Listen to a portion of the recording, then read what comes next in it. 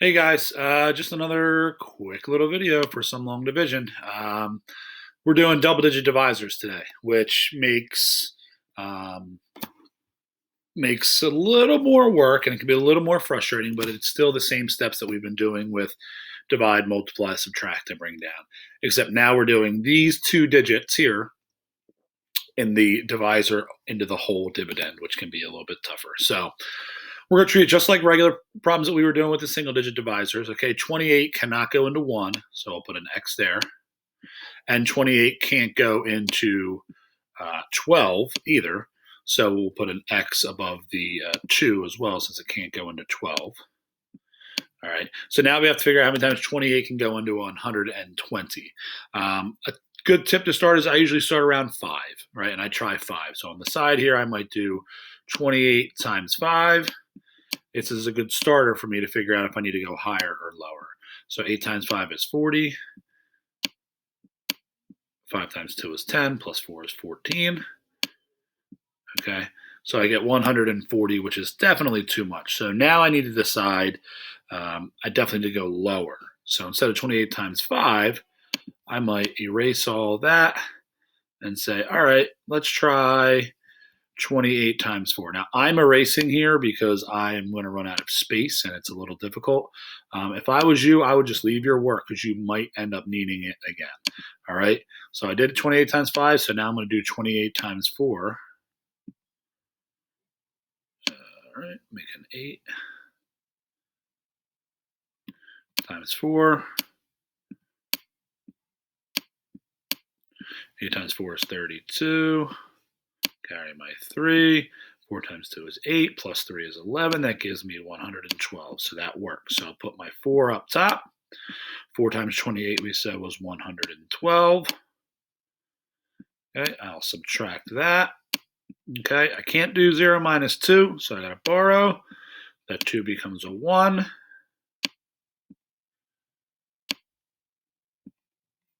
Change my color again.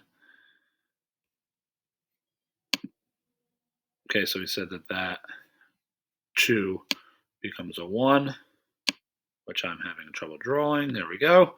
All right, and then the 0 would become a 10 because we're borrowing 10. Okay, 10 minus 2 is 8. 1 minus 1 would be 0. 1 minus 1 would be 0. So after I subtract, I have to bring down that 4. So now I have to see how many times can 28 go into 84. Some of you might know that 28 times 2 is 56. Some of you may not know that. But they're pretty close to each other, 28 and 84. So I would do 28 times 2, maybe 3, maybe 4. I'm going to say 28 times 3.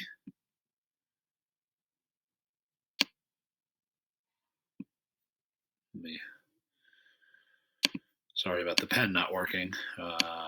28 times 3. All right, 8 times 3 is 24. Carry my 2. 3 times 2 is 6, plus 2 is 8. So that gives me 84. So I said it goes in 3 times. That gives me 84. And I subtract, and there's nothing else to bring down. So I'm done. The answer would be 43 for that one, okay? Now, that's a nice and clean one. Not every one of these problems is going to end up having a nice, clean answer. Okay, so I'm going to do this example here as well, just to see if that can help us a little bit. Okay, so 85 going into 7. No, it can't go into 7. And it can't go into 77. So now I have 85 into 779. Now that's a huge number, right?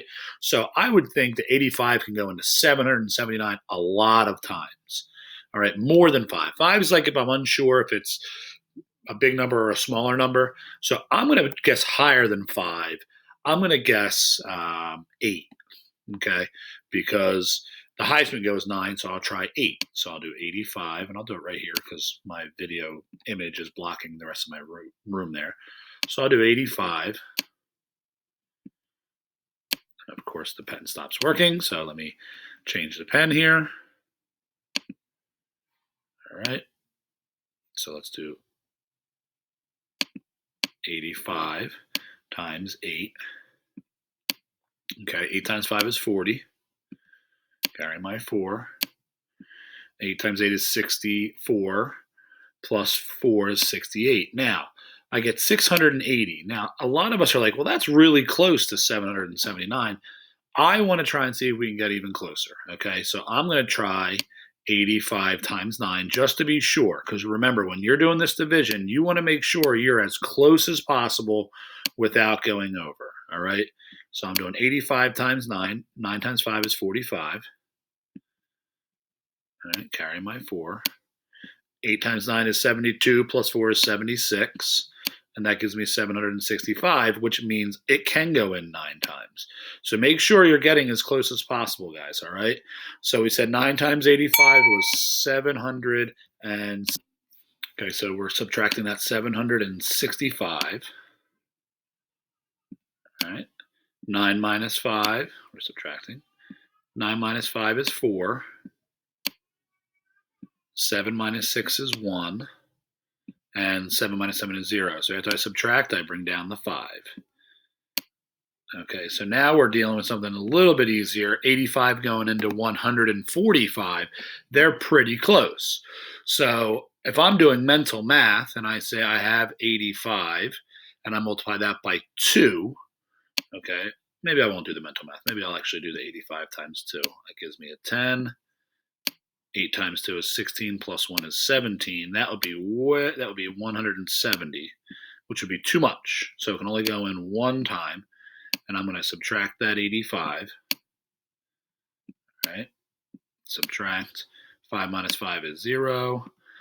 4 minus 8 I can't do, so I have to borrow. Borrow from the 1, that becomes a 0.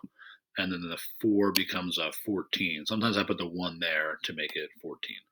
14 minus 8 is 6, okay?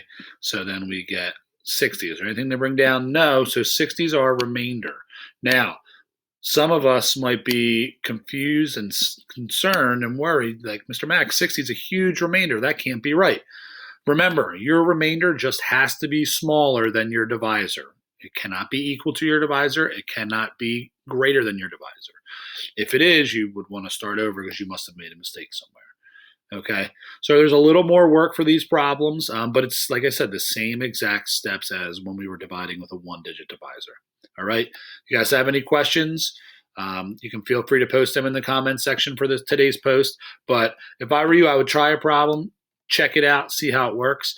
And if you want to check your work to see if your answer is correct before you even submit your Google form, you can always take your answer, the quotient, times your divisor, and if you are correct, that should equal your dividend.